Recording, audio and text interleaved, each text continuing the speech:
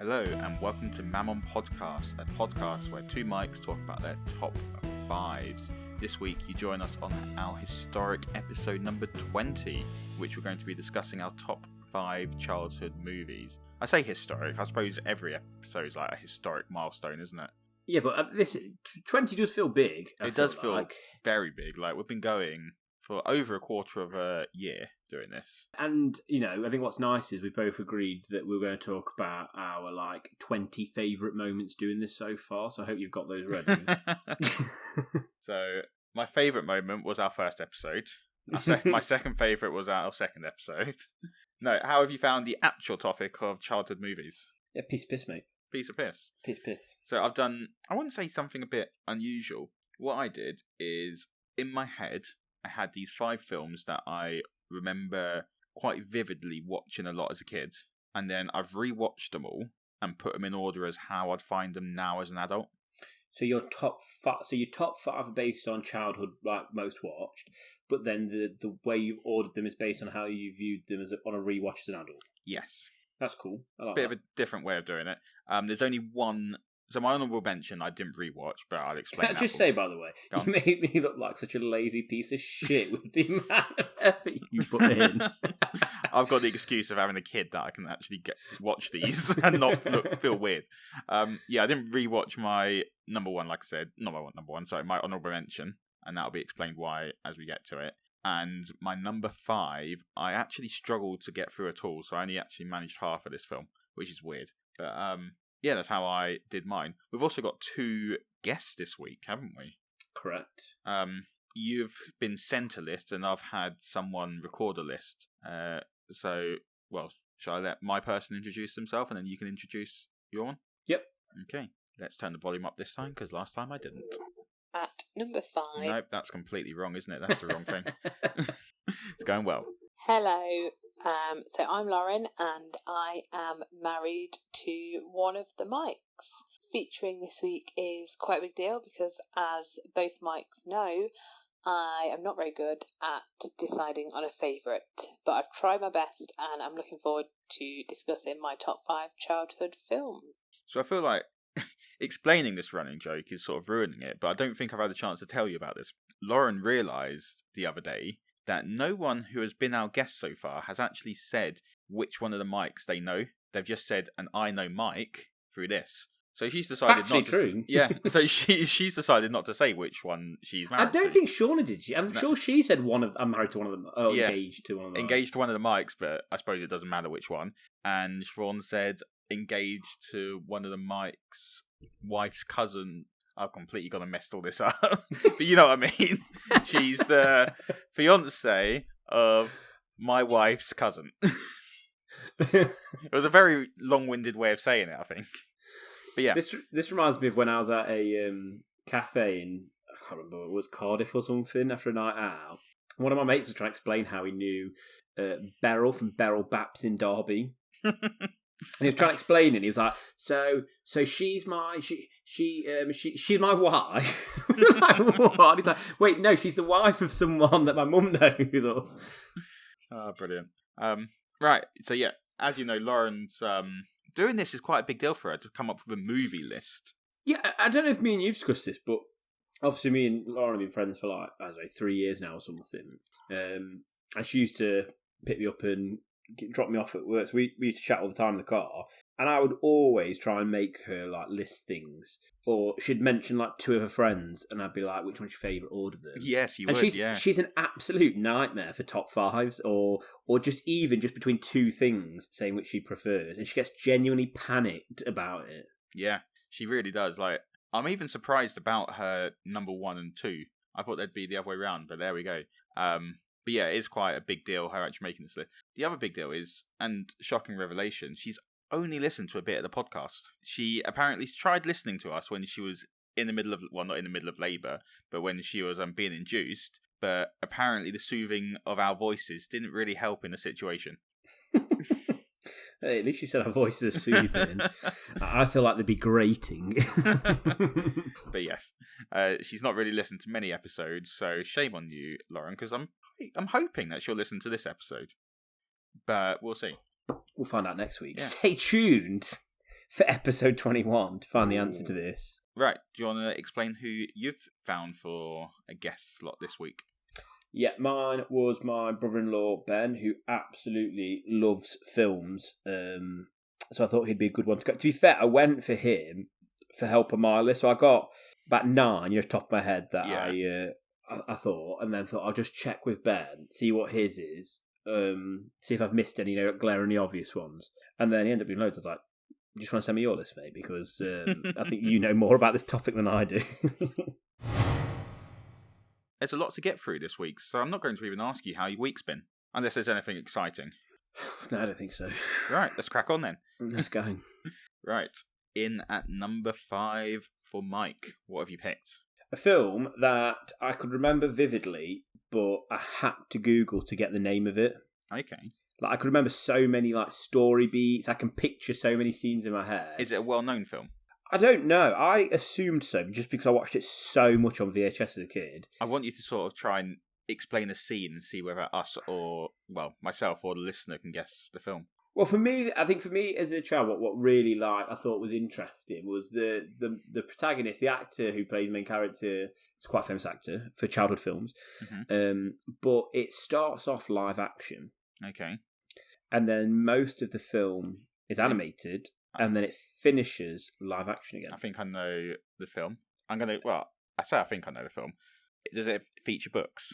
Yes. I got it then. Do you remember the title? The Page Master. Not the Page. Yeah, the Page Master. Yeah, the Page Master, yeah. There we go. Bingo. I'm quite impressed by that. Please let that be your awkward catchphrase from now on. Bingo. Bingo. Yeah, I don't think I've ever said that in my life like that. But it's also the most middle class you've ever sounded. Bingo. Right, enough of that. Page Master's not a film I massively remember, but I know I watched it as a kid. Yeah, I remember watching it loads. I just absolutely loved, like I said, even as a child, I really appreciated the sort of originality. But I think because Macaulay Culkin, you watched him in so many different films, I think the beauty of having an actor like that is you don't have to do as much work almost with the character because that actor is so recognisable. Yeah. And they play similar-ish characters throughout. Although his personality always seemed to come across, I thought, whether it was Richie Rich, Home Alone, whatever, that you could sort of skip those parts and just get into him on his adventure. Yeah. So it's a thunderstorm. He's riding his bike. He sort of takes refuge in this library, and he gets drawn into this book and goes into this animated world. And he's got to try and, I guess, save the world and escape. Yeah, that's really what I remember from it. But I just remember it also being just amazing as a kid. And looking now, the cast list. Wow, Patrick Stewart, Christopher Lloyd, Whoopi Goldberg, Leonard Nimoy. Like, that's impressive. Those are I don't remember Patrick Stewart being in it. The rest of them, he played Adventure. Ah. Whoopi Goldberg played Fantasy. Leonard Nimoy played Dr. Jekyll and Mr. Hyde. Do you know, I think I'm going to fucking watch this again. You know what? I'll sit down and watch it with you. Yeah. On Monday. On Monday. You know I'm at work on Monday, don't you? I'm not, so deal with it. Bastard. Well, Just in the middle of my lesson. I'm on a night shift, but during the day I'm off. Is it on it? I can't even find it. What are you looking for? Where to stream it? Oh, we're forgetting about the fact that we're recording a podcast here. You're just straight on trying to sort out when to watch. I'm trying to find out when I can watch it. When to watch Page Master. Yeah, you know what? It's a great choice because it's one that I think a lot of people definitely would have watched in their youth, and a lot of people like me would have forgotten about. But I know I've watched it numerous times. I don't. I mean, literally, I know nothing about its history. I'm assuming, because, like I say, it's not the most well-known film, but there's a big cast. Was it? I'm assuming it must be a blockbuster flop then, if not that many people know about it. But received negative reviews and grossed $13.7 million from a budget of 34. Oh, so yeah. Well, it just, I don't know, this idea of going into this fantasy world and going into the book and then it turning animated, it just felt even more like you were in these books than if they'd done the whole thing live action or if they'd done the whole thing animated. It was just that really nice switch between the two. Yeah. And yeah, a lot of these films as well, I rewatched a lot as a kid to fall asleep to. Yeah.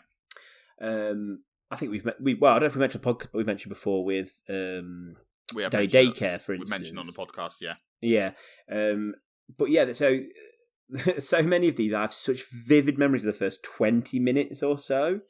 So I've got such vivid images of him cycling in the darkness with the lightning and the rain. And I remember him skidding into the library and him dripping in water. Like, I've got such vivid memories. And then the second he sort of enters the world, it all becomes hazier and hazier because clearly I've got a memory of like the ending, and I swear like there's a hurricane at the end or something, like when he's in the animated world. But again, like you say, it's a hazy memory of it. But you've obviously got memories there of this film. Yeah, and I would say from all these films that I've got on here, apart from maybe one, it's the most creative and the most unique. Like, I don't know if there's anything that's done anything like this since. Or, okay. I don't know. I genuinely don't know. Comment on Facebook. Hey, follow us on at Mum and Podcast at Twitter, Facebook, and Instagram, and TikTok, and let us know if I'm a piece of shit. And actually, there's loads of films like this. Yeah, I'm trying to think. I'm sure there are stuff in which people get warped into a sort of animated world, but I sort of know what you mean. I can't think of anything off the top of my head, and it feels original. The whole idea of it. Yeah, definitely. Well, obviously, you got stuff like Space Jam, but Michael Jordan wasn't animated for that. Yeah, exactly. You just green screen the shit out of, wasn't he? And can I just say, from the top, Space Jam 100% would have been my number one. But I've already mentioned and talked about it quite in detail during the top 5 films. Okay, well, get looking forward to talk about it again for our next pick. Spoiler alert. Well, no, it's not my number one, is what I'm saying. But yes. Right. No, good choice to start off with there. Right, should we go with Lauren next? Yep. Right, let's hear what Lauren has to say for her number 5. I've not actually listened to any of this, by the way. Oh, God, what noise is that? You're like rubbing your phone against the microphone. I won't do that. Yeah, I haven't listened to any of these. She literally sent them to me 5 minutes ago. Okay. So, right, number 5. At number 5, it's Mrs. Doubtfire. Classic film of the 90s with Robin Williams in it. I just think that this film is really funny. I think Robin Williams is brilliant in it, as he is in all of his films. My favourite scene is probably in the restaurant when Pierce Brosnan's character Stu explains that he's allergic to cayenne pepper, I think it is, and asks for it to be removed from his dinner. Mrs. Doubtfire then goes and covers his food in cayenne pepper, and it ends in Mrs. Doubtfire jumping across the table to save him with the Heimlich manoeuvre. Still to this day, it's a film that if I don't know what I want to watch or I've got a bit of work to do, I can happily put on in the background and it entertains me 31 years later. It probably wasn't out when I was born, but it's still a very good film. It was out when you was born, Lauren. It was made in 1993, so you're 4 years old. But yeah, it was a great choice. Classic. My favourite bit of that is the way she talked about, she was like, Mrs. Doubtfire, then put cayenne pepper, made it sound like she's not aware that Mrs. Doubtfire is not a real lady. In fact, it's Daniel Hillard playing Mrs. Doubtfire trying to win his family back. What? The way she was like, and then Mrs. Doubtfire puts on, it just made me think it was like, I've got this image for some reason of Lauren not realising that it actually wasn't the dad the whole time. Like in her memory, it's just a story about a mischievous old woman. Yeah, my confusion was Daniel Hillard because it's been so long since I watched this film, I can't remember any of the characters' names. So Daniel Hillard, for those who are also equally confused as I was, is Robin Williams' character when he's not Mrs. Doubtfire. Yeah, it's a great film though. Yeah, great film. I don't know why it's not on my top 5, to be honest. Yes, it's a good top 5 pick, actually. I don't know if it's because I think I've watched that quite a few times in my teens as well because it's such a funny film. Yeah. That I almost don't... I think a lot of my choices, I've not watched in a long time. In fact, none of these I've watched in my 20s, definitely. Yeah, that's the same with mine. So they're ones that you've picked from literally, they are your childhood. And got sort of left behind in my childhood, yeah. Yeah, no, I'd agree with that. But... either way, I understand. Like, for Lauren, she probably... Actually, no, she's definitely watched it as an adult, because I've watched it with her.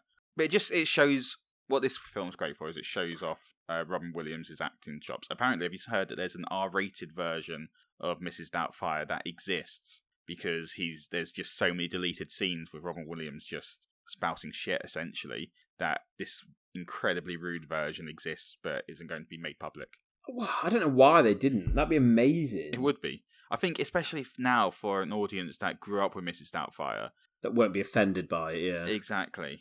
But then maybe that's why. When was it? Early 90s? Yeah. Yeah, so I reckon maybe some of it's not politically correct. Maybe some of his inappropriate jokes on there. I bet that's what it is. He's just, the way he just ad-libs so much, you're right, there probably is a lot of un-PC stuff. I've just read that apparently his makeup took 4 hours to apply every day, and he used to walk around San Francisco dressed in full makeup as usual.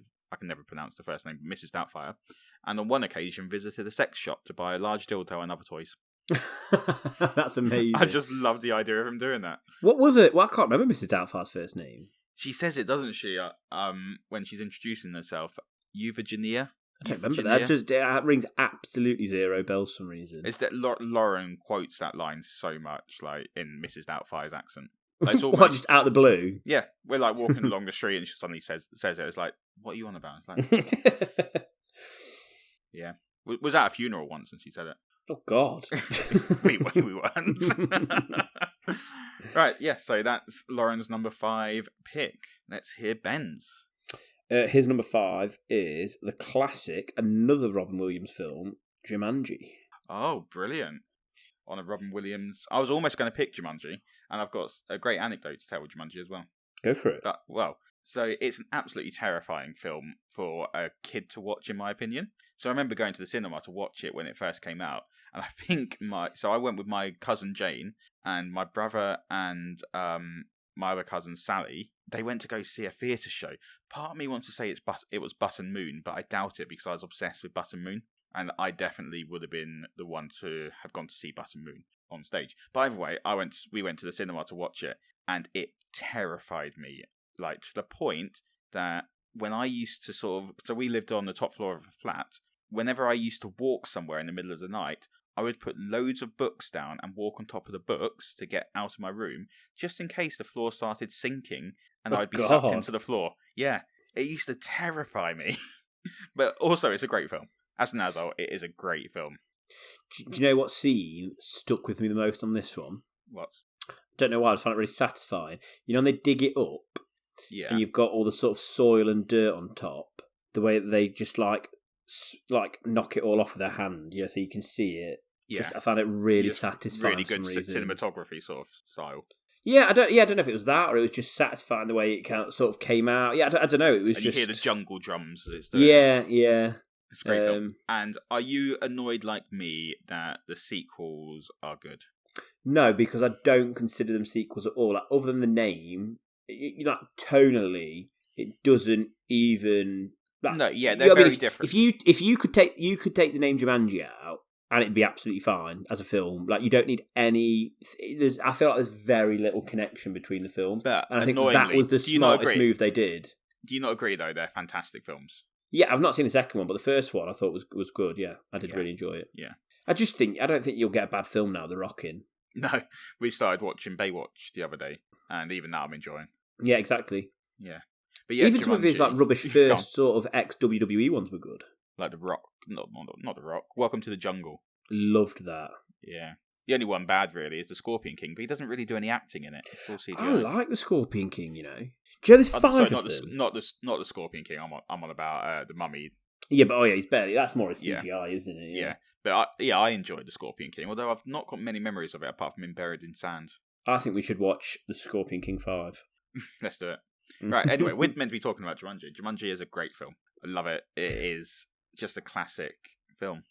I think as well, I like that Kirsten Dunst, isn't it, she as well? Yeah. I didn't realise until, I knew her from, I can't even try to think what I think. Probably Spider-Man's the first time I remember being aware of her. Yeah, well, that's what really sort of brought her into the limelight.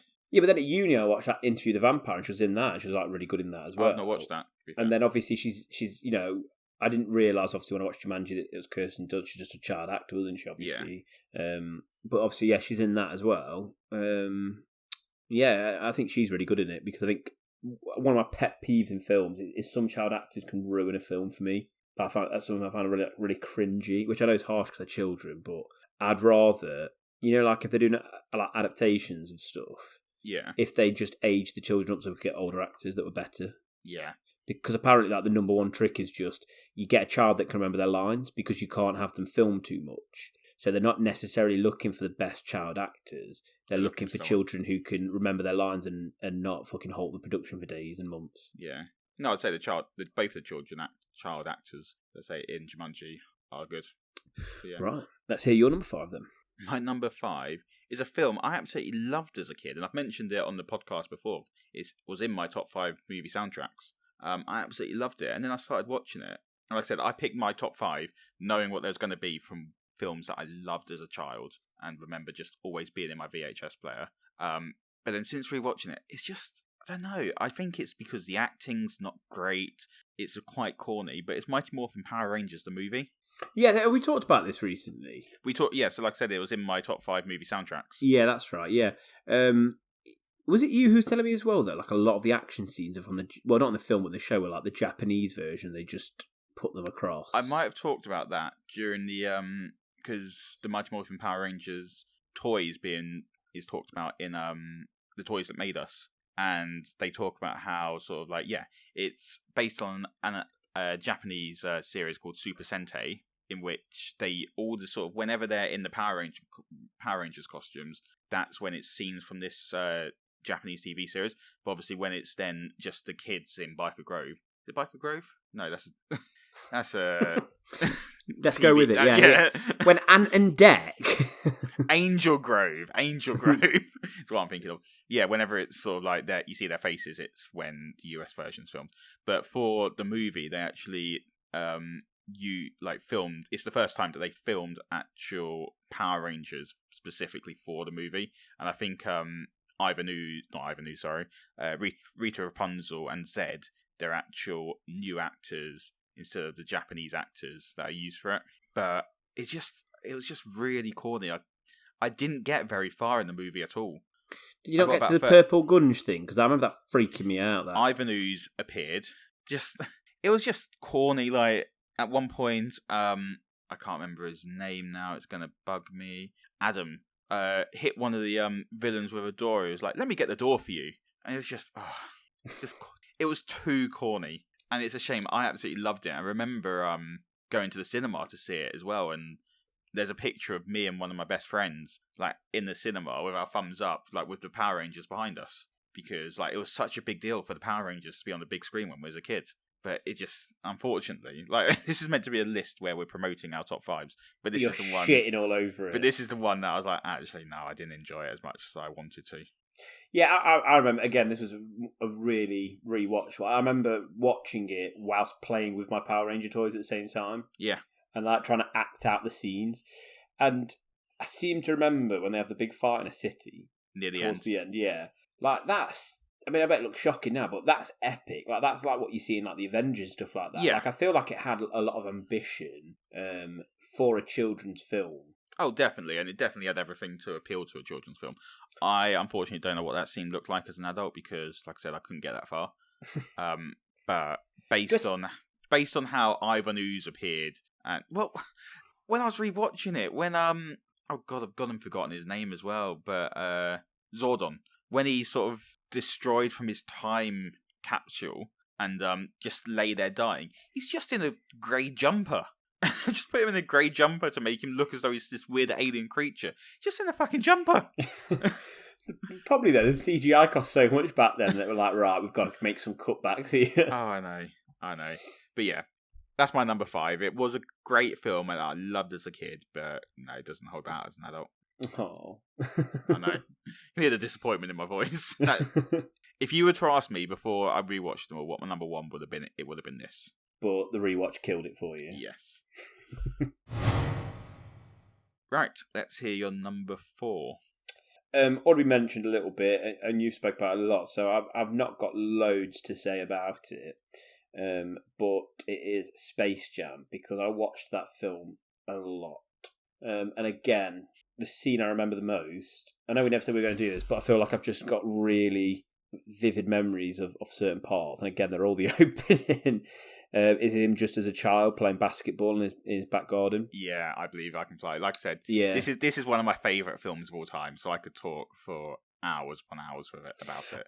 And as well, like now that you've watched, I'm really desperate to watch it again. Actually, now that we've watched The Last Dance, because obviously he was filming it on his comeback before he started the next three-peat, and it incorporated his whole baseball, sort of how he'd gone to baseball. So it actually incorporated his real life, that he'd left basketball for baseball, and the whole film question is, can he still play, isn't it, I guess? Exactly. And then that was really what was happening. Like, I don't think you'll ever get a film like that was so current and topical as it was released. Like, it's crazy, really. No, I semi-agree, actually. That's something, obviously, that as a kid we didn't appreciate in the slightest or understand. But yeah, as an adult, you're right. I hadn't thought about that side of it, but it does echo his real life alongside it.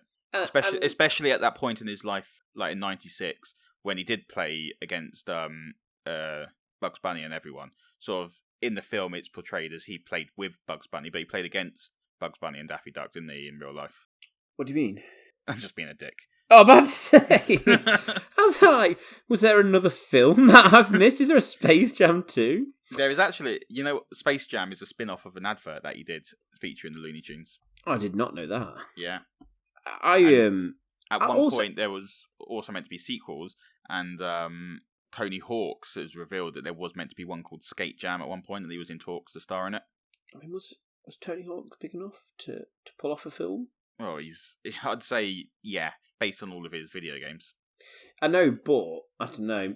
Basketball's so much bigger, though, surely. Yeah. But yeah. Can I ask as well, because obviously you've rewatched it recently.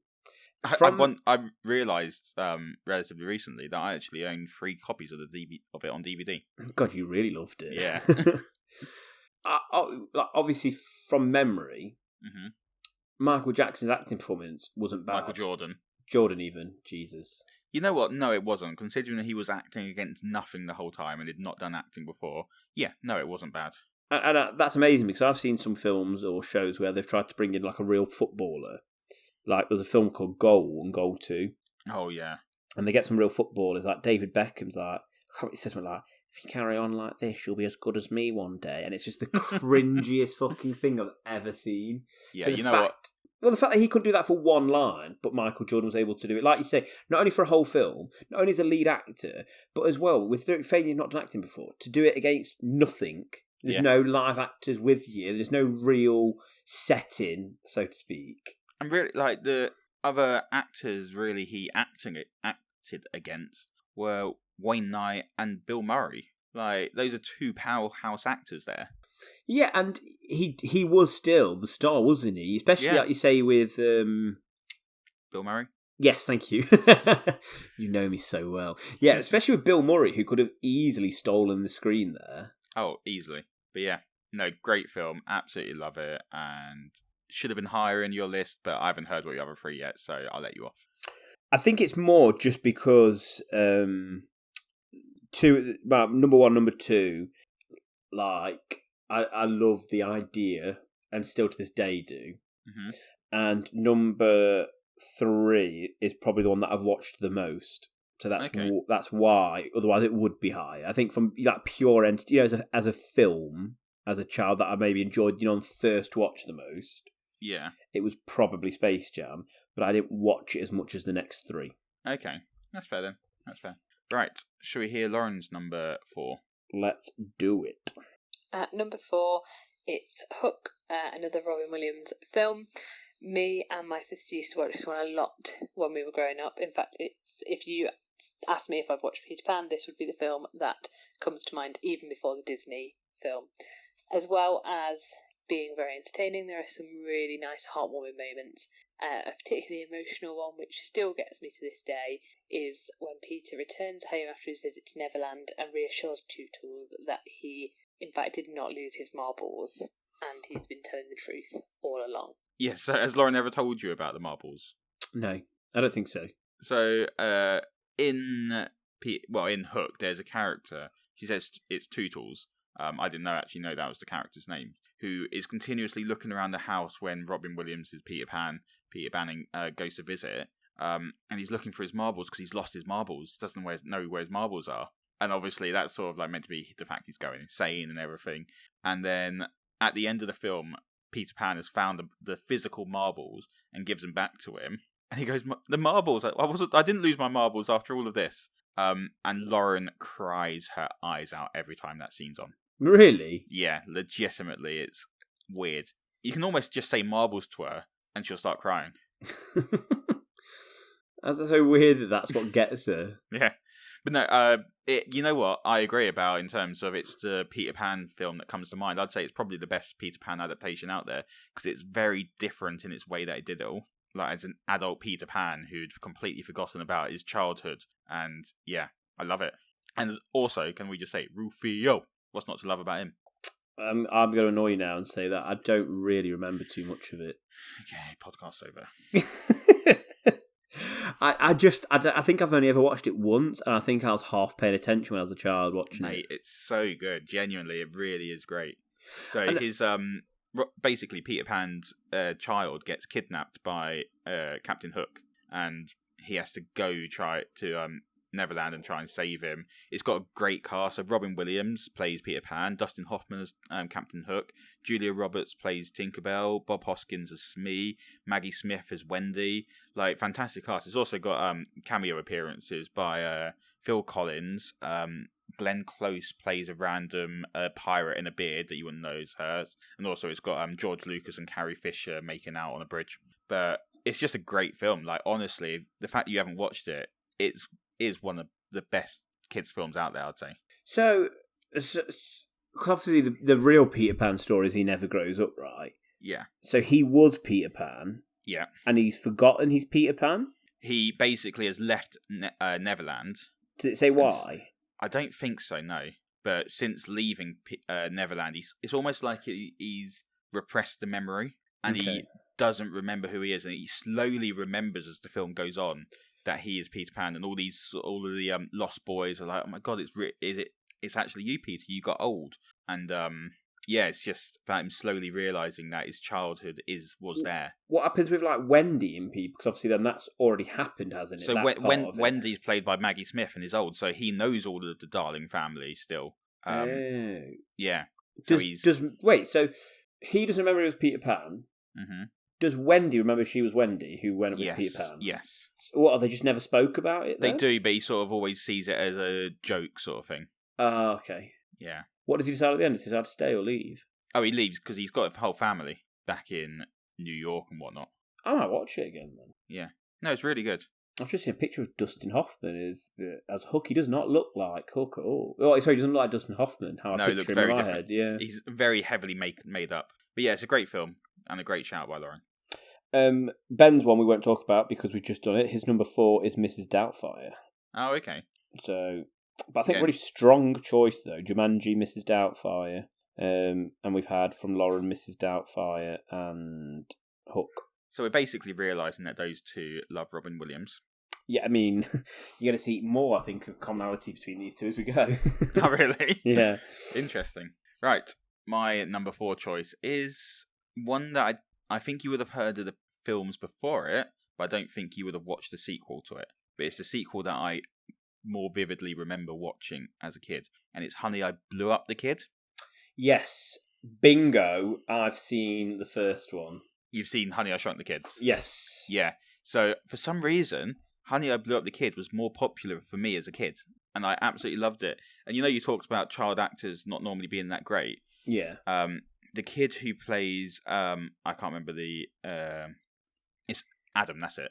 The kid who plays Adam in the film, who eventually becomes the kid who becomes Giant, is actually a really good actor. So it's twins who play him, and they're really good actors, I'd say. They play their lines very well. But it's also helped by Rick Moranis, who plays the dad. He ad-libs almost like a majority of his lines based on what the kid says. So it helps there. You got a really talented comedic actor that's able to sort of improvise and do the film while also improvising about what the kid's doing, and that's a clever way to get round it as well. Yeah.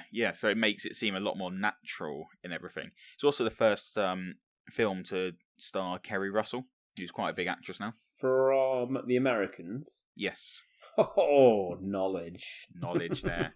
But yeah, it's a great film. So obviously most people know about Honey, I Shrunk the Kids. This one's they've moved to LA. I read recently that they had there was a film about that someone had written about a kid who grew to an enormous size, and Walt Disney sort of were interested in that and saw it as being a sequel to Honey, I Shrunk the Kids, like the opposite. And they sort of also went with the line Honey, I Blew Up the Kid, which wasn't very popular with a lot of critics. They really didn't like the sort of joke of Honey, I Blew Up the Kid, but I think it's quite funny. So he's moved to LA and he's working on an invention to try and basically increase the size of matter. So they're trying to make an apple big. And he comes up with an idea, but his boss doesn't think it'll work and tells him to shut up. So him and his son, Nick, as well as their other son, Adam, sneak into the lab to sort of attempt his idea. And Adam, without them realising, gets in the way of the laser. And then slowly, as time goes on, as he encounters electricity, he slowly becomes bigger and bigger and bigger. And that's basically the plot. It's a classic sort of like kids plot. You don't need much more than that. Kids become big, causing mayhem. They're trying to stop him. That's it. But it's actually quite a fun film. Just interesting, like a lot of like Victorian books explore like the idea of like science because that was becoming so much big, like giving answers for religion. Yeah. A lot of 90s children's film explore the idea of science, of all this new technology that was coming, with like with computers and things like that. Like, like it reminds me of Flubber as well. I was literally about to say that second. Flubber was going to be on my list. It's another one that I attempted to watch but couldn't get through. I struggled with it, but I agree. It's 100% like Flubber in terms of these scientists, crazy scientists, isn't it? Yeah. Like inventing something that then they have madcap adventures with. I think like probably 80s was like sort of stuff, maybe looked at like the distant future more, space travel coming off like the 60s and guess and stuff and that whatnot. Whereas this started to be like almost more realistic technology that felt like they could happen within the next 100 years rather than the next 1,000 years, maybe. Yeah. I don't know. Does that make sense? Yeah, there was definitely a sci-fi comedy kids genre at the time. Cats and Dogs is another one that I've literally just thought of and was one of my favourite films. Yeah, I'm annoyed about unbelievable. That. But that also great film in terms of it was involving technology, in terms of Jeff Goldblum coming up with an idea to cure allergies across the world, but cats didn't like the idea of that. But yeah, so that's my number 4 pick. Nice one. Number 3, Mike. Number 3, probably the most watched on the list. And I just loved everything about it. And that is Free Willy. Okay, do you know what? I've not watched Free Willy all the way through, I don't think. Have you not? It's one of those films that, like you with, I want to say, E.T., you like caught bits and pieces of all the time. Yeah. And it's one of those films, I remember it being like, I'd be in bed and occasionally it'd be on TV. But I don't think I'd ever catch the beginning or the end necessarily. I'd always catch little random bits of it. Does Disney have anything to do with SeaWorld? I don't know. In fact, is it even a Disney film, Free Willy? I don't think so. It just feels like it. All right. Well, yeah, again, I watched it loads. I remember so many memories of him being a little shit at the skate park and using graffiti. I remember him stealing that cake and it always looking fucking delicious. So it'd be such a nightmare because I'd watch the film before bed, while I was in bed, and then I'd eat that cake and I'd be like, oh man, I really want some cake now. But yeah, I've got I remember this was one of the first children's film that I feel like really made me feel like socially aware. In terms of the issues going on in the world. Yeah, but the pacing of the film was perfect for it because, at first you're invested in the kid. He's got this like shit life and he's got this, new sort of family that he's at. I think he's in foster care, isn't he? So you're sort of I can't remember. Oh yeah, so you're invested in that, and then he gets this job working at this sort of sea life centre. Yeah, and it's supposed to help it up, and then they realise that he's got a connection with this whale, and they sort of see it as a way to sort of like, because he's this sort of angry young boy, that it's a way for him to sort of connect with someone, get some responsibility, and he's really good with him. And then so you sort of fall in love with the whale like the boy does, and then there's this guy. I think he always seems a bit shady from the outside to the kid. But it turns out he knows loads about whales, but them in the wild. So he sort of teaches them about how they're meant to be free. So like Free Willy's dorsal fin flops over. Yeah. And then he starts to explain that in the wild they never do that. Like it's like almost a sign of depression. Oh. So then he decides that he wants to free Willie. He wants to sort of get him out of there and get him back into the ocean. So like it's got such a lovely story. It makes you think about it. But the irony of that, which I guess I didn't really think about till right now, is the question I was probably about to ask in a second. So go on. Well, so they free the whale, right? Beautiful moment. It's meant to teach us all a lesson, isn't it? Mm-hmm. But it actually, I reckon, probably increased the popularity of orcas. So places like SeaWorld probably bought more orcas as a result of that. More people went to places like SeaWorld to see them because they loved it. Yeah. Which, just to mean then, increased So a film that was really against captivity of whales probably helped contribute to increasing it. Isn't that nuts? It is. And the exact same is true with like Finding Nemo. Like the whole idea of him trying to escape because those sort of fish shouldn't be there. The popularity of clownfish went up, and there became like a sort of almost not extinction, but there became sort of a decrease in numbers because so many people were trying to get them for their own collections. So sometimes all these films do have a negative effect like that. Well, yeah, that's a good point, actually. I've heard of loads of people who have purposely bought, a fish tank and then got all the fish from Finding Nemo, from the office, from the dentist's office. And the whole point of that scene is how much they hate their life being trapped there. Yeah, you're right. It's messed up, isn't it? Mm. But no, Free Willy is a classic film that I am ashamed to say don't think I've watched all the way through. But it's probably one that I should watch. Maybe I'll watch it when my little one's a bit older. Yeah. But yeah, it's so parodied. Like I know it's one of those films that, as we've discussed numerous times on the podcast, that I could tell you the plot inside and out because it's so parodied so much. Like you can't not know the plot. Everyone talks about it. Yeah, I love that scene I can't remember if it's Simpsons or Family Guy, where you see that scene where Free Willy jumps over the kid who's on like these rocks, so he can escape, and then he just crushes him. Yeah, Willy, no, I was trying to think of the exact same. I'm pretty sure it is Family Guy because that's what I had in my head as well. But I was trying to think of that as we was talking about it. Yeah, no, great choice. Right, should we hear Lauren's number 3 choice? Let's do it. I'm pretty sure you've seen this film. Number 3 is The Princess Bride. I feel like this has become a bit more popular over the last few years as it was re-released in cinemas, but not many kids had heard of it when I was watching it when I was younger. It's romantic, it's action-filled, and it's just a really sort of classic 80s love story, which is definitely worth a watch. Again, another really good background film that you don't have to pay too much attention to, but is entertaining. So have you watched The Princess Bride?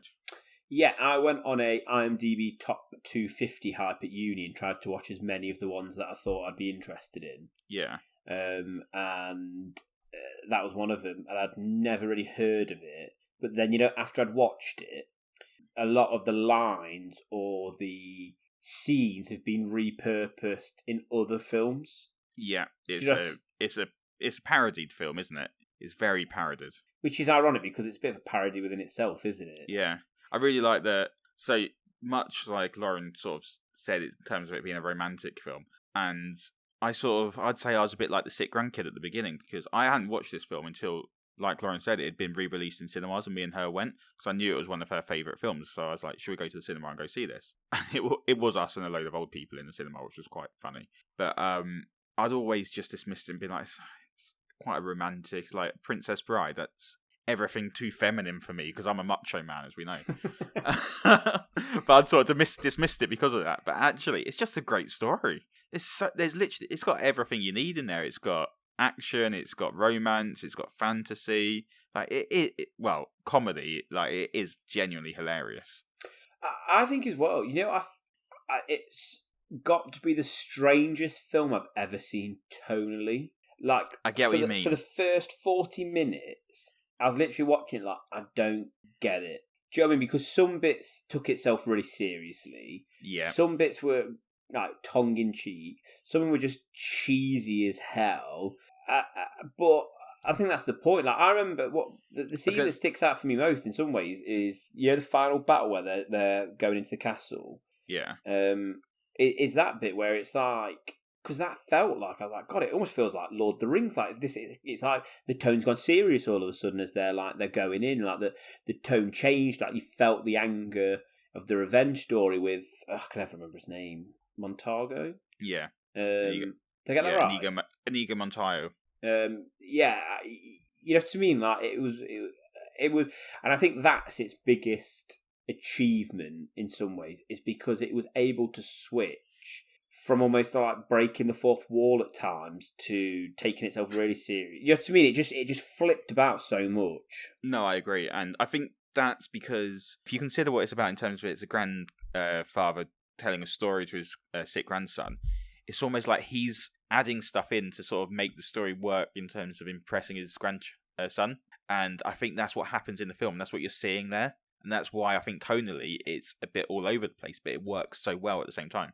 Yeah, definitely. It does work as well. It shouldn't. There's so much of that film that shouldn't work, but it does. Yeah, agreed. Right, should we hear Ben's number 3 choice? Yeah, again, we can't talk about too much because it was your wife's number 4, and that's Hook. Oh, really? He fucking loves Hook. So that is for he has got 3 back-to-back Robin Williams films. Are we going to see? And then none of his rest though. Ah, so we're not going to see anything like. Do you remember Jack? That traumatized me as a kid. Yeah, that traumatized me. I don't think I've ever watched it again. I also freaked out that it would happen to me and I'd be dead by the time. Like, you know 22. what? I did the exact same thing. I thought it was like, well, I don't know if it's a real thing. I've never actually looked into it, to be fair. But yeah, I used to freak out about that sort of stuff as well. Yeah. Right. Yeah, great choice, Ben, for your number 3 choice as well. Then, in which case, right, my number 3 choice is a film I used to watch around my aunt's a lot, and it's a Goofy movie.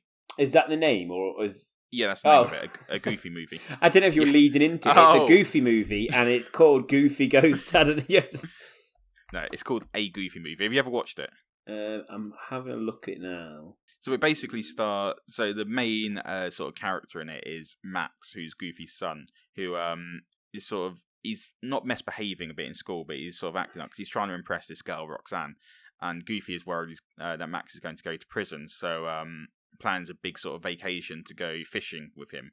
Meanwhile, Max has asked Roxanne to go on a date with him to watch the I can't remember the character's name, Powerline, to go on a date with him to watch Powerline at a friend's house. So sort of this friend was having a big party and he planned to go with her. And then obviously Goofy announces that he's taking Max on this big holiday, so Max is unable to take this girl Roxanne on the date. So instead of saying that he's unable to go, he sort of makes up a big lie that his dad's best friends with Powerline, and they're actually going to the concert, and he's going to say hi to Roxanne from the sort of stage with Powerline. And that's sort of like the beginning of the film, and then obviously you get a classic road trip adventure with Goofy and his son sort of like they don't get along and then they start to get along, and then you can predictably see how the film ends. It's a classic Disney film, so obviously he's going to be on stage with Powerline at the end. But it's actually a really nice sort of coming of age film. You know I love a coming of age film. Yeah, it's sort of seeing Max sort of growing up as a person and realising actually you don't have to be embarrassed of your dad all the time. Just almost embrace it and sort of have fun. It's actually quite a nice film actually. And then Goofy also realising that his son isn't sort of the reason why he's acting up and being like he is, and being like, okay, we need to actually get you to this Powerline concert. Stop playing around now. And like the opening song in the film, as well as one of the songs by Powerline, just fantastic sort of classic Disney songs, but they're not heard that often. But on YouTube, if anyone has ever watched a Goofy movie and remembers the opening song, Google it, live action. Someone's done a shot-for-shot remake of it, and it's fantastic. It's called After Today, the song. Who's it by? So I don't know who's done the remake, but it's just some random guy on the internet. But I'm sure if you search After Today Goofy movie in real life, you'll find something, and it's it really is amazing. And it held up on a rewatch as well, more importantly. Oh yeah, well, like I said, it's number 3, and it beat out quite a big film, I'd say, with Honey, I Blew Up the Kid. Yeah, definitely held up a rewatch. And I'll tell you something, my kid was fascinated by it. Wouldn't take his eyes off it. Really? Yeah. What are you eating? Oh, chocolate. Yeah, clearly. Yeah, he wouldn't take his eyes off it the whole time. What did you say you started watching on my recommendation that he was enjoying? Dragon Prince. Oh, yeah. Yeah. Right, so that's my number 3 choice. Right, let's hear your number 2 choice then, Mike. So, thematically, my number... Sorry, not my number one. My number two. I apologise for Mike masticating all over the microphone. It's the worst type of chocolate to have as well because it's really claggy. It's Yorkie? Galaxy Caramel. Oh, okay. Number one at the minute. All right, I'll start again. So, number two, my honourable mentions are both linked by like an idea that I enjoy. And number two is The Borrowers. Oh, this was on my sister's list. Is it the original, I'm guessing, with John Goodman? Yeah, why? Is there another one? Yeah, they did a recent one with, I think, Emma Thompson and Stephen Fry. It must be shit, 'cause I didn't even know that existed. Yeah. But yeah, I loved this as 1997, I think it came out, didn't it? Yeah. Yeah, bingo. I don't think... Bingo.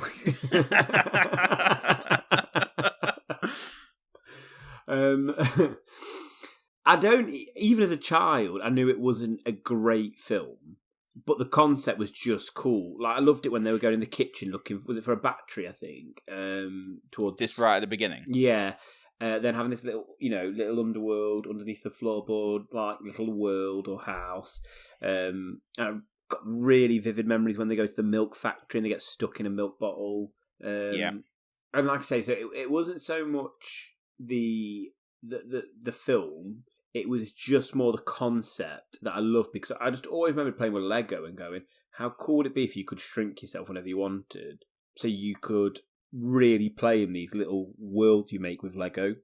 Yeah. So The Borrowers really and I'd thought that way before I'd watched The Borrowers.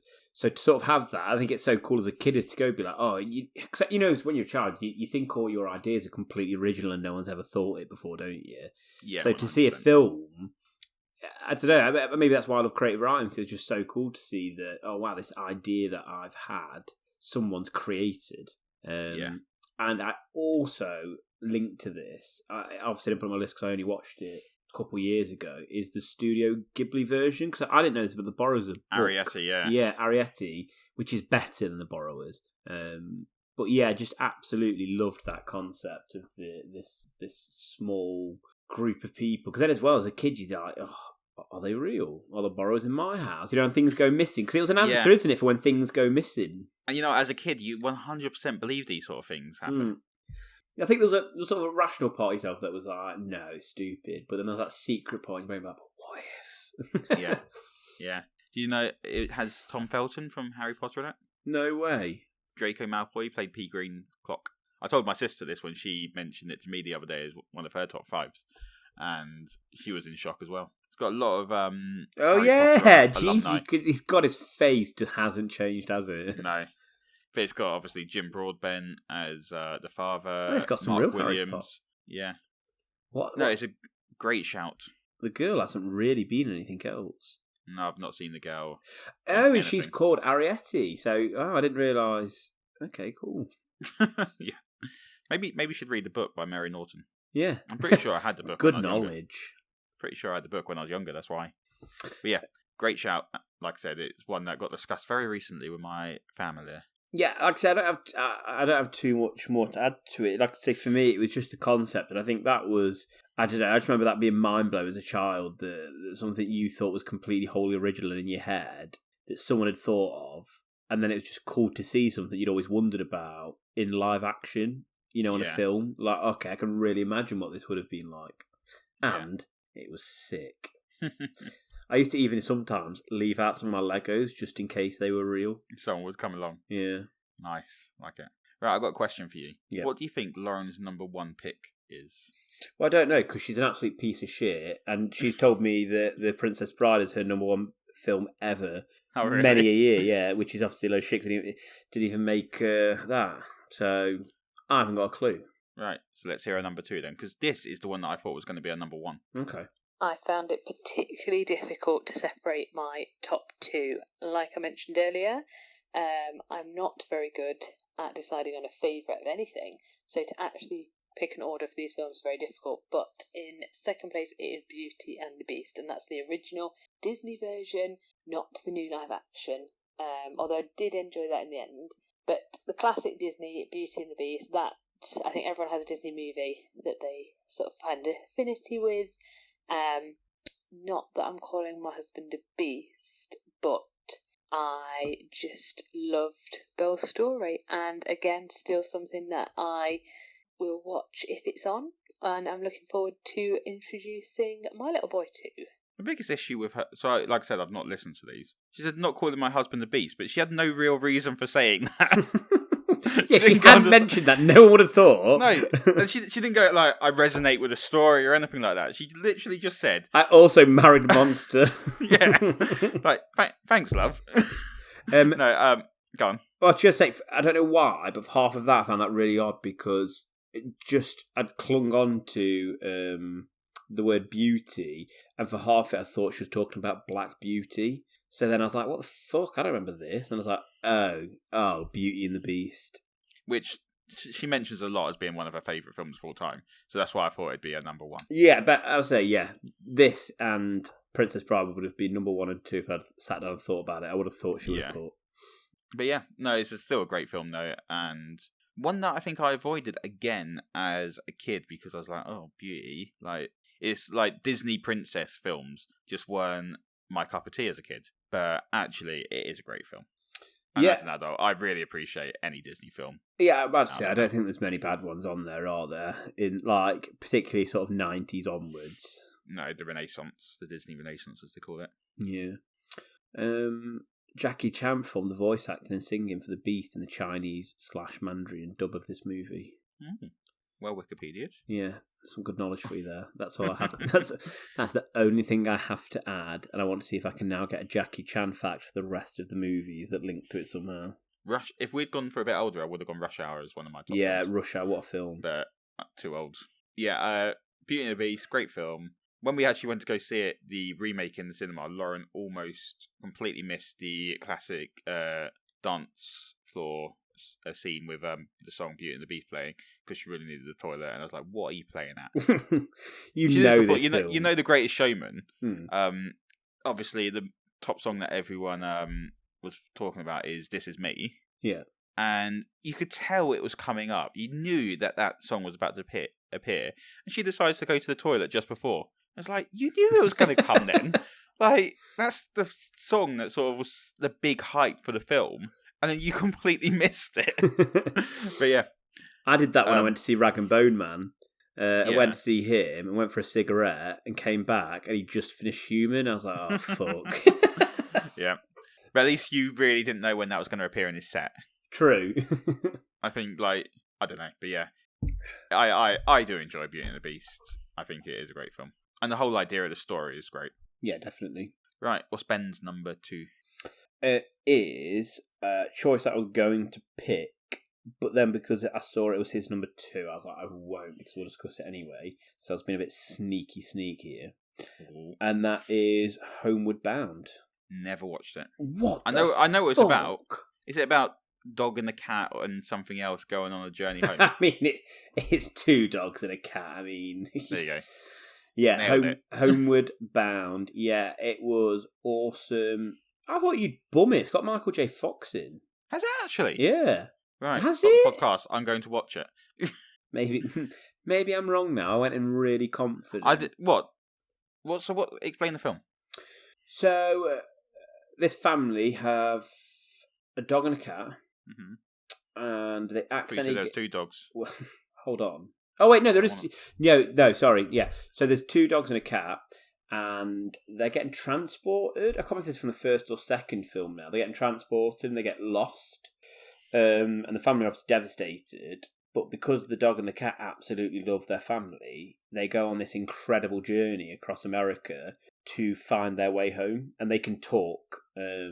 Obviously, humans can't understand them, but they can talk. So they can talk to other sort of animals. So they're crossing the country to try and get their way home. Okay. And it was a chance. It was that heartbreaking because if you've got your own dog, you're like you can't. Yeah, but at times it was really sad because they go through some really some really dangerous moments. And you can't help but think that's your dog or that's your cat. Just to mean you're like, what would I feel like? So you've got Chance, Sassy, and Shadow. Played by Michael J. Fox and Sally Field. Yep, and a Chance, I think it is. He's a bit of a rascal. I'll tell you that for nothing. He's Cheeky. He's a bit of a naughty boy. Whereas Sassy is, ironically, a little bit sassy. Oh.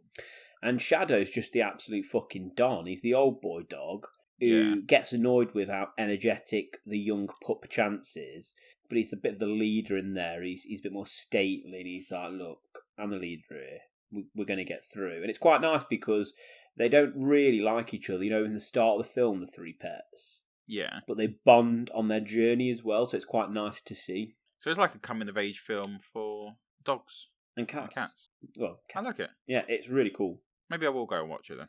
And it's all live action as well, so it's pretty amazing, really, to be fair, that they're able to do that. Yeah. Well, training of animals is really impressive these days. Right, good choice. Well, I say good choice, not watched it. Sounds like a good choice. Sounds like a good idea. I like it. Right. Let's hear your... No, what are we doing? Wait, what it's we doing? Me, isn't it? It's me, my number 2 choice. I said borrowers already, yeah. Let's go. Yeah, so it's my number 2 choice. Come on, get it together. This is a professional podcast. We've talked about this movie very, very early on in the podcast, potentially. Definitely mentioned it. And it's Rugrats movie. Yep. I don't think we did. We mentioned it on another podcast. Potentially. But it's definitely been mentioned. Great film. And actually, you know what? It was quite entertaining even as an adult. It was funny. It was heartwarming. I cried. I laughed. What else do you want? It's even one of those films that's got a few little dirty jokes in there for an adult. Does it? When they're discussing about what gender the baby's going to be at Dee Dee's baby shower, and one of the mums, I'm pretty sure it's Dylan Phil's mum, goes, you know what they say, born under Venus, look for her, and then gets cut out. Nice. So even something a few little adult jokes, yeah. And then like when one of them looks down underneath their nappies and goes, oh, it's been cut off, and another one looks under and goes, consider yourself lucky.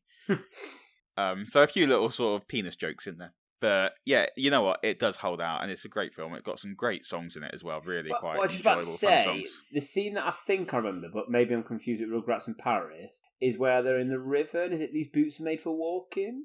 Or have I mixed two scenes together? You probably mixed two scenes together because they're in a river riding the Reptar mobile. What song is that on there? They sing Yo Ho and a bottle of rum. Oh yeah. Well, a bottle of yum is what they sing. But yeah, I really enjoyed it. Surprisingly good still.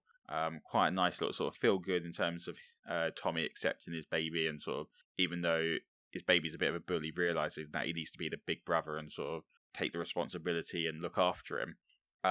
A film in which I definitely owned a soundtrack to again. It must have been CD. I had it, not a single this time. And also, so in primary school when this film came out, me and most of my year group planned to remake it as a live action movie. And I remember going around one of my friends, James Bellis's house, and us like sort of discussing the costumes and stuff. This was like how old were you? Year 4, year 5. Love it. So yeah. So that's why I've got fond memories of it. It's just like I remember the orange VHS. Like I loved it as a kid. I remember watching. If I ever watched this, I'd watch this one and the Paris one back to back. See, I don't think I watched really the Paris one. Fucked me up a bit because I can't remember which. You know what I mean? Like which one's which? Yeah, certain scenes. I can't tell which one's which in my head.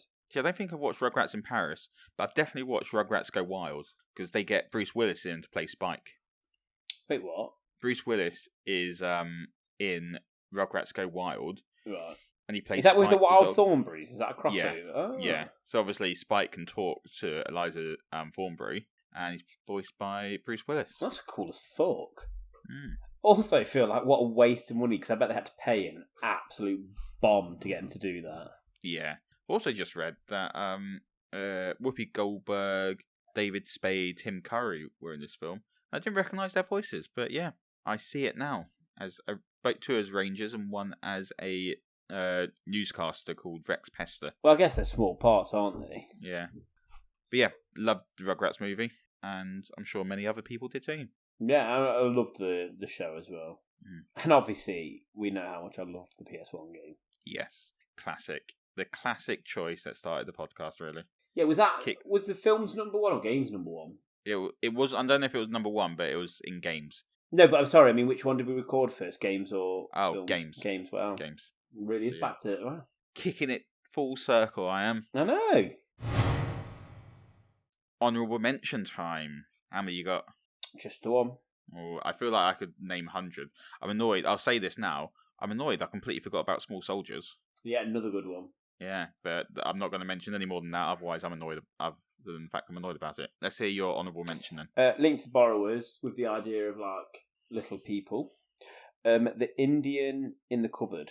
You know what? So when I was doing research, that kept on coming up. But I've never watched it. Oh, but man, it was on so like every fucking top good. 10 list. So it seemed to be like a little Indian boy in the cupboard in the sort of picture that I saw. No, so there's a boy who's got this magic cupboard that when he puts his toys in it, locks it, unlocks it and opens it, they've come alive.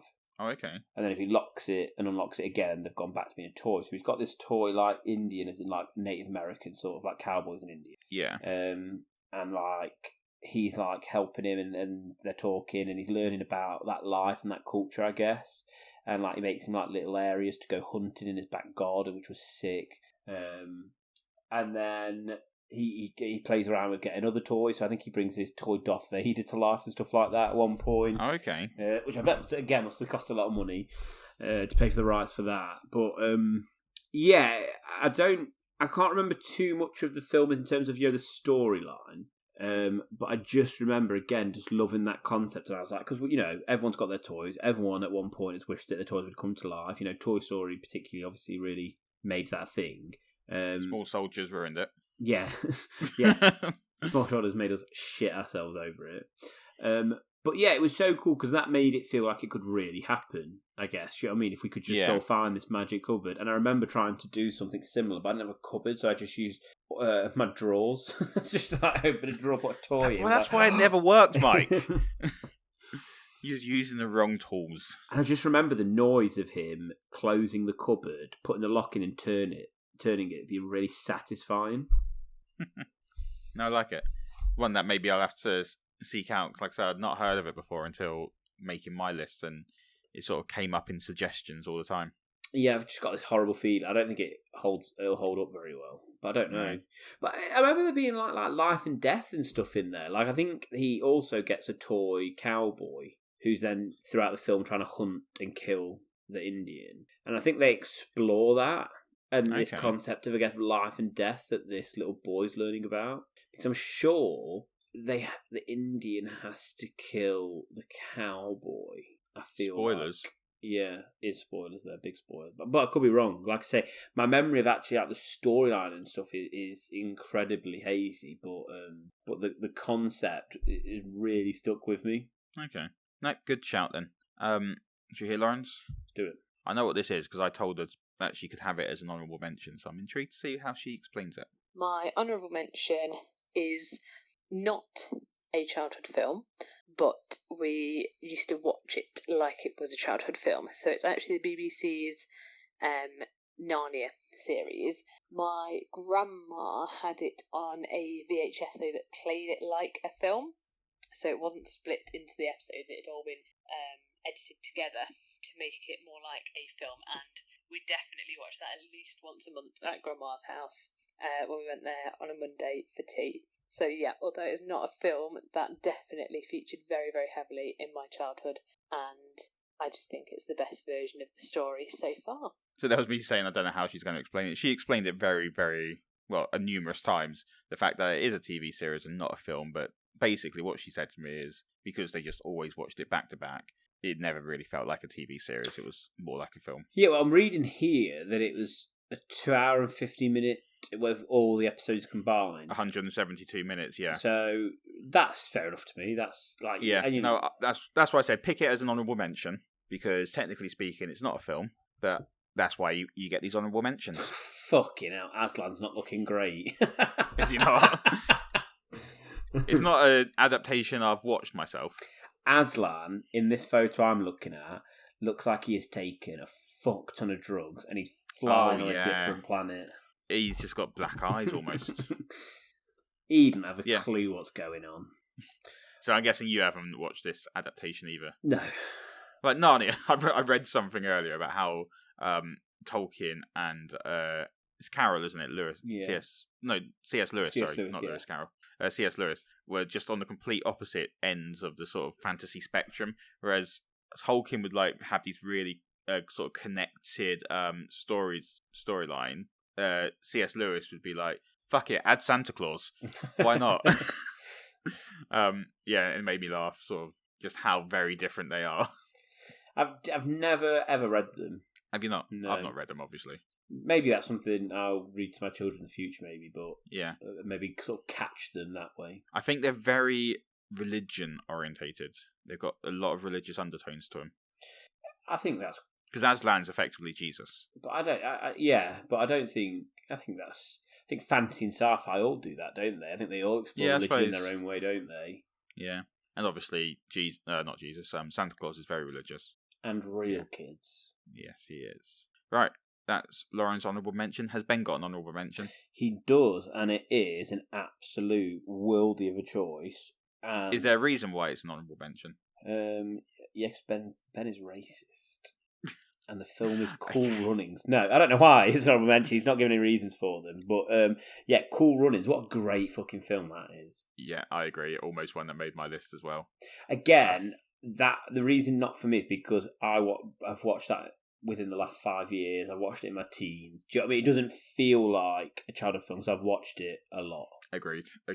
There's something about those sort of films though that I absolutely like. Another one of my favourite films, we talked about it before, is Eddie the Eagle. Like, just feel good Olympic underdog film. Well, and importantly, I always say this. I always in my head sort of score a film out of 10, and if it's based on a true story, it gets a +1 straight away before it's even started.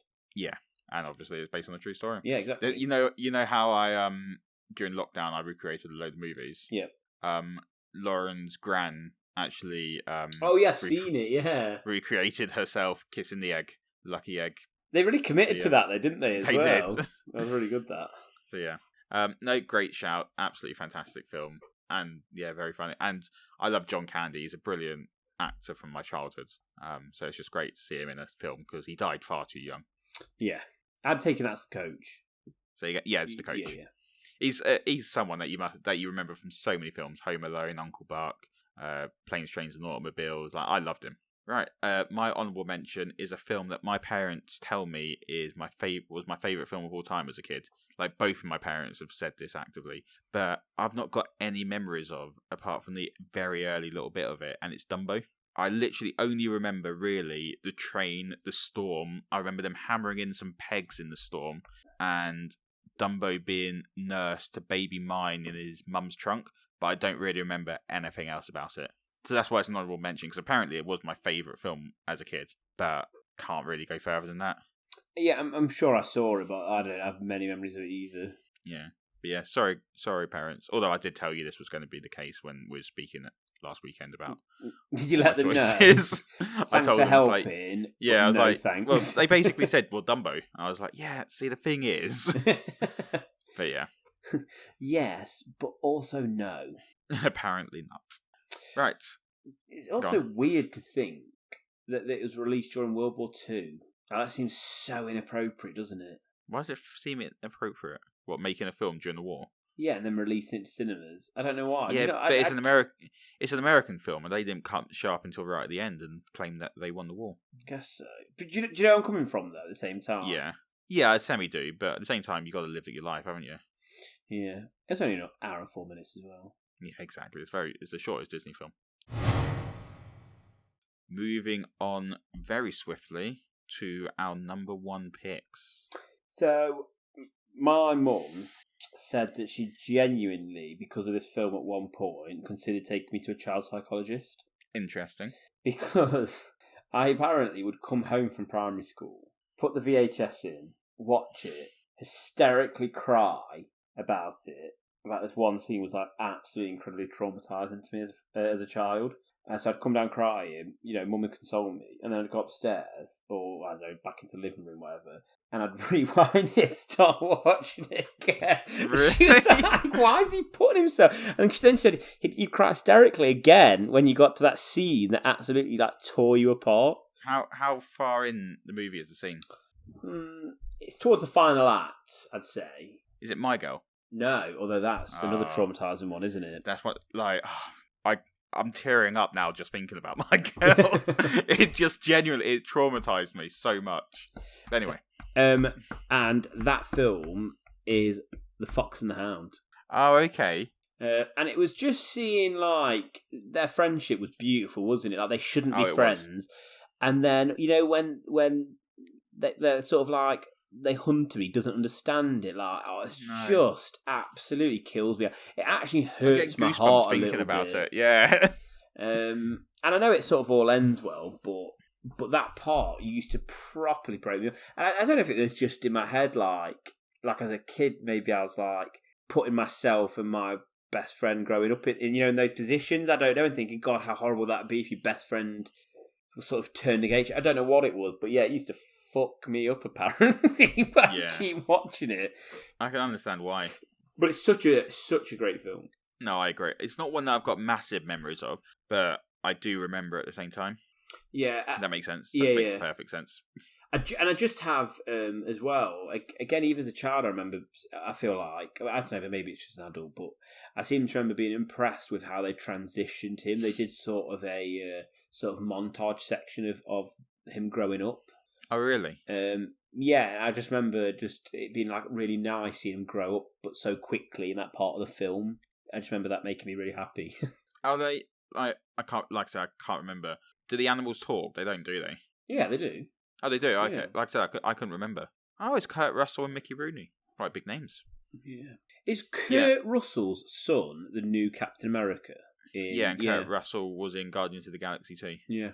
Yes. Well, spoilers for people who haven't seen Falcon and the Winter Soldier. No, it's not. It's not spoilers. Ignore me, is it? No, it's in the trailers and stuff like that. Like, yeah, exactly. What is a spoiler is... Yeah. Have you watched it all? Yeah. I enjoyed it. It's good. I didn't enjoy it as much as WandaVision though, but I thought I'd hate it because I hated the Falcon. Well, I say hated. I proper nothinged the Falcon. Who's the racist now? I nothinged the Falcon and the Winter Soldier. Like they were both just so attached to Chris Evans. Thank you, Evans' character. That I was like, there's no way they'll. You know what I mean? Like they were just a sidekick to Captain America, but then this, you know, gave them that lease of life away from him, which the characters needed. It showed that it works. Yeah, 100%. Yeah. All right, Fox and Hound. Sorry, I can't contribute much because I don't really remember that much. But we didn't really talk about what it's about. It's about Fox and a hound that become friends, but then when they grow up, the hound obviously has to kill the fox because they're hunting. Yeah. That's where the trauma lies in that film. Oh yes, and it's if you haven't watched it, it's fucking horrendous. But it all ends well, so you're okay. But as well, it's I'm just looking at like stills of it now because it's from the 80s when they used to, you know, do the hand drawn painted. Like it looks incredible. Oh yeah, Disney animation back in the days when they used to sort of overlay different scenes to sort of so that you'd get the 3D effect there. Like it was fantastic how they did it. Oh my god, I'm just looking at stills now and it's like genuinely making me feel emotional. Cause I've seen them when they were puppies. What's the puppy version of a fox? I was about to say a set, but that's a badger, isn't it? And that's where they live. Okay, Google. What's a baby fox called? Pups. On the website livescience.com, they say fox babies are called pups. To find out more, look for the link in your Google Home or Google Assistant app. You know, that's really cute. I love that. I really love that a baby fox called a pup. Yeah. Oh, man. Yeah, I'm still never going to watch that. I think that would absolutely fucking end me. Come on. Get this tough guy persona back, Mike. So, yeah, there you go. That's my number one pick. And has to be, you know, if I watched it so much and it creates such emotional reaction that my mum genuinely thought that I need to see a psychiatrist over it, it's got to be number one, hasn't it? Yeah. Do you know what I love? Me and you didn't have any crossovers. Yeah, which is so weird, isn't it? Yeah. Lauren and Ben did, but me and you didn't. No. I thought we would have done. Right, let's hear Lauren's number one, and I'm hoping you've got something to say about it, because I know it's one of her favourite films of all time, but I've never watched it. My honourable mention... I'm not doing very well at this today. You've had a mare, mate. I'm not going to lie to you. I am. So my number one pick is Three Men and a Baby, and I feel like it couldn't have been anything else because I definitely go on about this film probably too much. fantastic cast. Tom Selleck as sort of the main guy, Peter, and it's just a really lovely story about three bachelors who get a baby dumped on their doorstep, and they have to learn how to look after her, and they obviously fall in love with her and take her in as their own. She is one of the men's child, but they all end up raising her. Again, something that if I am stuck on what to watch, I will put this on and just have it playing in the background. It's also got a really good soundtrack of 80s classics. So yeah, that is my number one pick. You ever watched it? Nope, but Right, moving on. but it's got the most 80s tagline to a film ever. What is it? 3 men and a baby. They changed her diapers. She changed their lives. Yeah, that is corny as hell. You know what? It's got a great cast in it in terms of Tom Selleck and Ted Danson. Lauren's got a proper lady boner for Tom Selleck. I'm sure she's talked to you about him in the past. Is he the one in the picture with a moustache? Yeah. Is he also in Friends? Yeah. Richard in Friends. Has she ever asked you to grow a moustache? She hasn't, but she tells me to leave the room whenever she's watching Friends. I don't know why. No, so for those who don't know what the film's, well, I think we said what the film's about. Well, So can I it's just about say first, that segues Go on. into another sort of tagline they've got, which I don't know, I don't get it. Peter, Michael and Jack know a thing or two about women, but when it comes to babies, they're all wet. No, I don't get that. No. No, I really don't get that. Like wetting the baby's head? I just literally don't. Wet as in, I don't know. Yeah, it's weird. Yeah. Yeah, well, it's spawned a sequel, 3 Men and a Little Lady, I think it's called, and it's got a remake coming with Zac Efron, which Lauren absolutely hates the idea of. But Do you know what? Zac Efron's, I think, an underrated actor because people hate him from High School Musical. oh no, I enjoy him in a lot of things actually, and it annoys me because I agree. I think I I don't hate him from High School Musical. I mean, brilliant film there. But yeah, he's sort of, people see him as this Disney icon, but he's not that anymore. He's moved on from it quite well. Yeah, strategically picked Yeah. lots of different films so you can't really typecast him. Like Bad Neighbours is fantastic. Yeah, 100%. Anyway, but yeah, I know Lauren loves it. She does stick it on a lot. There's a little song that they sing to the baby to sort of calm it, and they sort of, the three guys almost do like a sort of a cappella style song where they're like do do do do dum. But I don't know what the song is. But she really wants me and you to recreate that scene for Mamon's Monday movie remakes. From what, 3 Men and a Baby? Yeah, from 3 Men and a Baby. No, let's do it. But yeah, I can't say more than that. Like, it's obviously one of Lauren's favourite films of all time. And you know what? Fair play, Lauren, for actually coming up with a list Yeah, 100% of 5 films. of 5 films. Those are probably the only 5 films she's watched in her life. Well, flip side for you as well. I hope you know Ben's number one because I've never seen it. I don't think. Okay. Imagine if it's your number one, that'd be perfect. I doubt it. And Ben's number one is Mighty Ducks. No, I've never seen it. Ben, mate, I'm sorry. It's ice hockey. I think the kids are all shit. I think the Mike coach curiously is Googling. good, and I think they win something.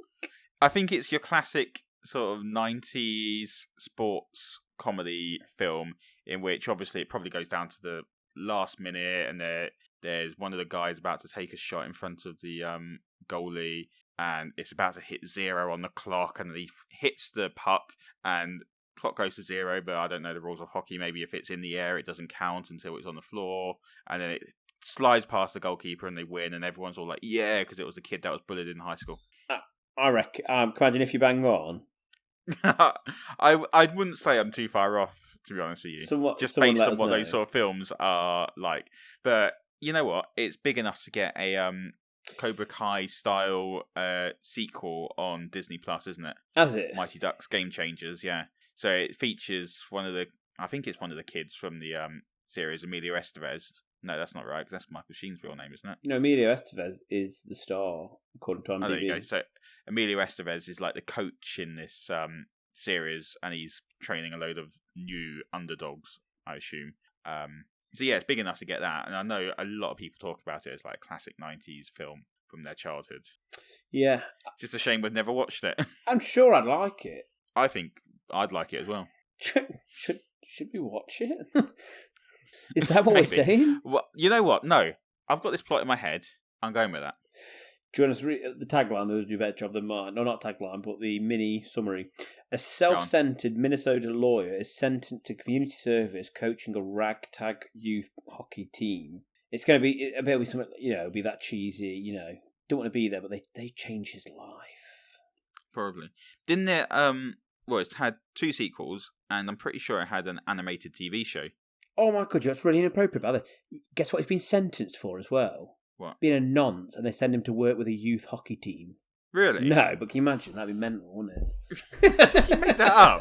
Why the fuck did you make that up? Because I just thought, what's his sentence? I hope it's nothing serious, because if it is, like drink driving, he's hit someone, and then it's like, yeah, now coach these children. It's like, no thanks, criminal. Like, don't put him near kids. Right. Mighty Ducks and Three Men and a Baby are our guest number 1, and they're 2 films on the list that we've never watched. So that's great. We are shit. I apologise. Lawrence tried to get me to watch Three Men and a Baby, but I fell asleep halfway through it. I don't think it's because it's a bad film. I'm pretty sure it must have been post-nights.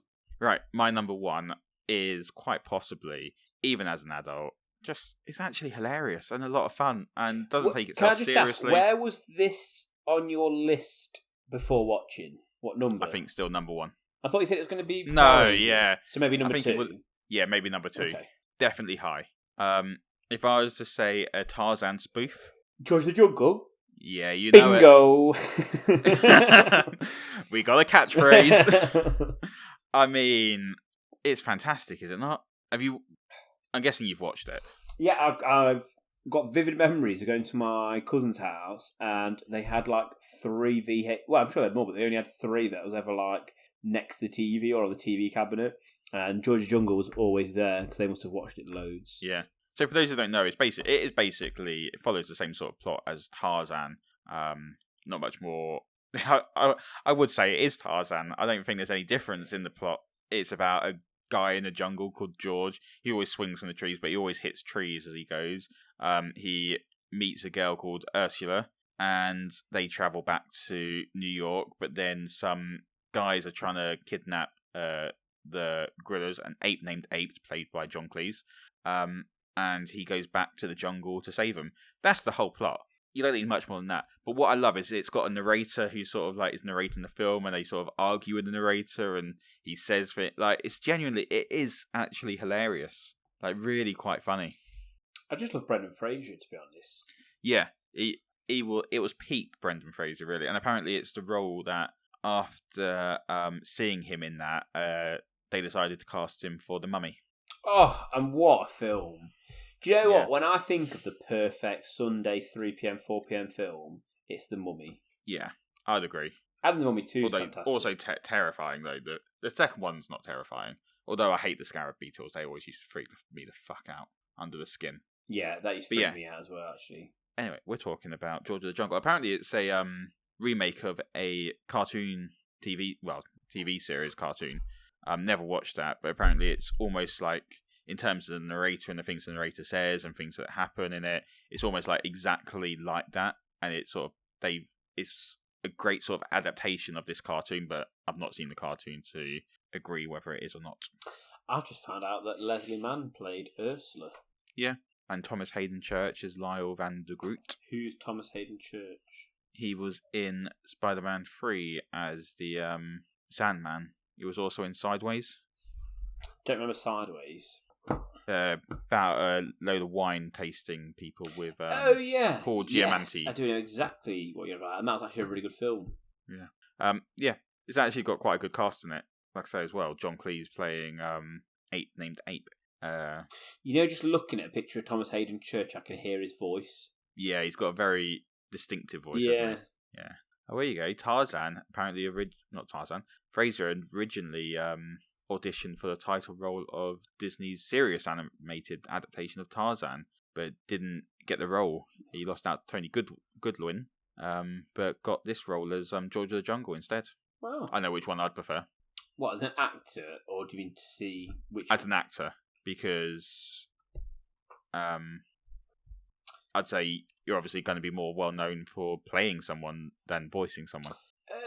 Did this come out before or after Ace Ventura? Yeah, I think I've misread this as he actually applied afterwards. No, I know, but I was just Auditioned thinking. afterwards. No, but I was just thinking more. Do you know which one came first, George of the Jungle or Ace Ventura? Because I don't. Oh, I don't know. I don't know why. Just tonally, it feels like it was going for an Ace Ventura vibe. But then if it I came don't out know. before, I'm going. Yeah, it wouldn't have been I'll check. What year did George come out? 97. Ace. Do you know what I mean by that? Oh yeah, Ace Ventura came out in 94. Yeah, there you go. Quite a bit before. Yeah, so my number 1 pick is George of the Jungle. Absolutely loved it. And you know what? My little son loved it too. He was laughing away to it. Was he? Yeah, which is surprising. He's only 3 months. He definitely didn't understand what was going on. Maybe it was just the noises he was enjoying. Do you think he sort of picked up on the culture shock that he had, like going to a society that had so many boundaries in comparison to his freedom experience before? That's definitely what I think he enjoyed the most. Well, that's where the humour comes in, isn't it? 'Cause he doesn't understand the rules of this modern day society. Exactly. Exactly. No, great film. Loved it as a kid. And I think 20, well, I say 20, there's just under 20. I'd say, well, we've got 18 great picks. What's that? There was a Sorry. few- You well, cut out a bit. There was 18 good picks there. 18 for the crossover. Good maths. Yes. Yeah, I think so. well, obviously, I know we've not seen any, but I know that they're meant to be good and are like highly regarded, even the ones I've not seen. Yeah, definitely. It'd be interesting. I'm just trying to look at my list now, thinking which one do I think would hold up the best. I do think probably Fox and the Hound because of its art style. I think I agree because Disney and Disney films hold up generally. Pretty anyway. well, yeah. Yeah. I think the one that had held up the least is, I imagine, Indie in the Cupboard or The Page Master. I think Page Master, definitely. I think you probably got yours in the right order in terms of rewatching as an adult as well. Yeah. Yeah. Right. Next week. We've made a little tweak, haven't we? Because we're have. pieces of shit who don't stick to our... Now then, do you want it to be obscure or just normal and I pick obscure? Normal, because you've seen enough to pick obscure, haven't you? And I think that'd be nice, because I think, like I say, what I really, I guess, would like from this is people to watch or play or, whatever we're talking about, read when we're doing this. I like the idea of someone finding something we love and we're passionate about and going out and then being, like, passionate about it and loving it as well. Because that's originally why we started, because when we watch documentary one, top 5 documentaries, there you go, And we know people who have actually gone away and like read or watched or listened some of the stuff that we've recommended, which is obviously great. And do you? That's awesome. Can you think of any examples? Not off the top of my head. Fuck them then. But I know for a fact that is the case. But yeah, and I think that's cool. And I think, in fact, I'll tell you one very recently. Paul hadn't heard of Elton John's "I'm Gonna Love Me Again" and listened to it and thought it was a great song. Nice. Shout out Paul, friend of the show. So I think I go for, because I've watched less of them, sort of maybe the more common ones per se. Or, well, I'm just not limited to anything. Whereas I think for you, because you've watched a lot more, you go for more obscure ones. A, so we don't have crossover. But B, because I imagine the ones that I'm going to pick, if you're interested in adult animations, so we you've probably seen my ones. Yeah. Well, we haven't actually said that our list next week is going to be top 5 adult animated shows or comedies. Yeah. Minor comedies anyway, but adult animated shows, we'll say. Yeah. So yeah, I think that's quite an obscure category, but there's plenty to pick from when you think about it. When you think about the amount of stuff that Adult Swim produce, like, that's enough there to make a top 5 anyway. I'm going to say it now. No, I'm not going to say it. I'm not sure you... Well, I'm not sure you are going to say it. I was going to say something about a show, but I think you will pick it. No, go on. I'm intrigued. No, I'm not going to. I'll write it down and I'll mention it because I've got a feeling you'll pick it. Okay. I can tell you're annoyed because you're intrigued to know what it is. Yeah, because what if I don't pick it? I'll mention it anyway. Okay. All right. So yes, join us next week for our top 5 animated adult comedies shows. Things. It's only because I want this one's title to be a rambling fucking mess. Top shows, 5 was supposed to be Nickelodeon shows, like. And now adult animations that could be comedy but don't have to be comedy. But probably all of Mike's is going to be comedy. One of the Mike's is going to be more obscure. The other one's probably going to be more popular. Show. It just rolls off the tongue. It's being called now. It does. I mean, everyone's going to love it. And obviously, if you've got any obscure adult animated shows that you've watched, email us at mammonpodcast@hotmail.com. And hentai doesn't count, you dirty bastards. No, we're not on about that sort of adult animation. We're on about animation that you definitely shouldn't be showing a kid, but it's still appropriate in modern day. But you won't get arrested for watching on the bus with your headphones in. Well, you say that, but I told you about Big Mouth. Oh yeah, true. And some of Rick and Morty is messed up. Yeah. What was the other show I tried to watch recently on the bus and then switched straight off? I can't remember, but it was very similar to Big Mouth. And I was like, nope, we're not watching that. Oh, I've not mentioned as well. Because I told you about Pick Borrowers and In the Cupboard, because my obsession with like small people living in a normal sized world. Oh, did you want to pick Willow? No, I've never seen it. Oh, Would I love that though? Is that exactly what it is? Oh, yeah. It's got Warwick Davis in it. Wow, wow, that is a low blow. Oh. I was going to see if you're going to bite to that. But yeah, I think that's why I love the wall part of Solar Opposite so much. Yeah. Do you think this will be a show that you'll pick, or do you think you've not watched enough of it yet? Do you know what? I think I'll finish season 2 before that day so that I can talk about it a bit more. In which case, we won't talk about Solar Opposites any more than this then. Okay. In case it appears next week. Lovely. Bye.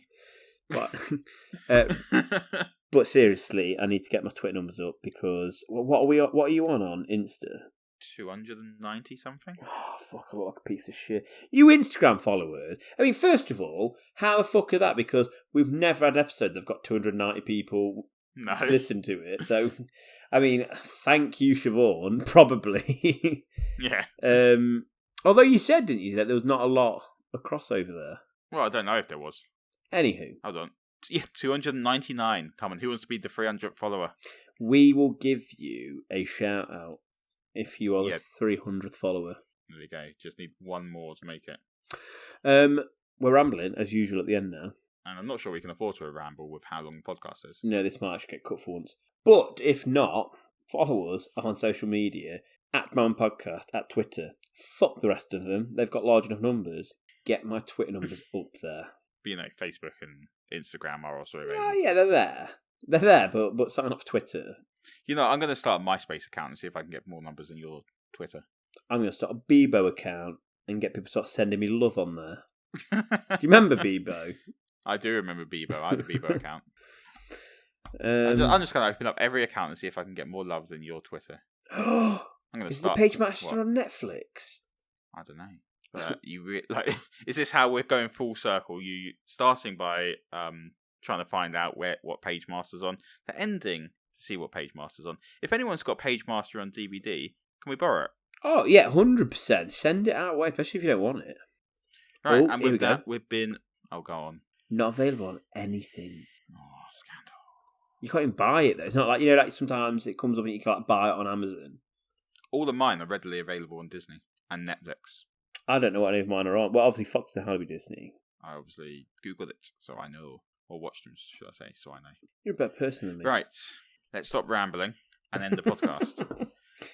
I sort of like, cause I feel like you get stressed by it when I start rambling more. Because I've got to fucking edit it. Just cut it. It's a lot more work to cut it. Do you know what? I'll do a distinct clap for you so you can get just to this end bit. Okay. Thanks for listening. I've been Mike. I've also been Mike. I don't like this ending. Thanks for listening, guys. We'll see you next week. See you later, everyone. Bye. Bingo.